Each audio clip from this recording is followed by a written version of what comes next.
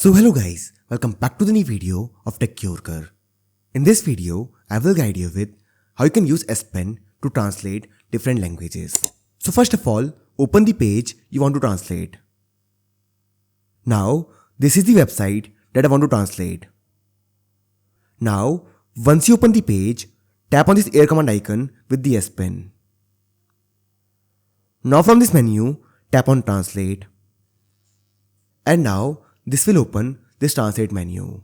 Here you will see these two options.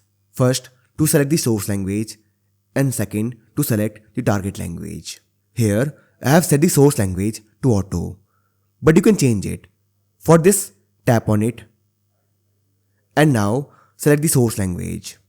To select the target language, tap here.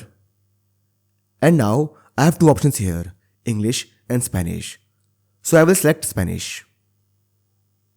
If you want to add more languages, then tap here again and tap on Add Language. Now, these are all the languages available. To download them, tap on this icon next to them and this will download it. Once you do this, go back. Now, hover the S Pen over the text you want to translate. For example, this one.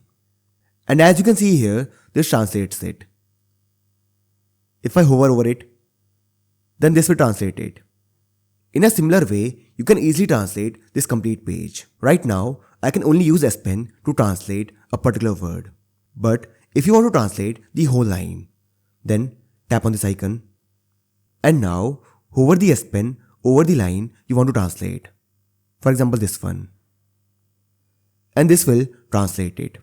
So this is how I can use S Pen to translate to different languages. So I hope you find this video useful.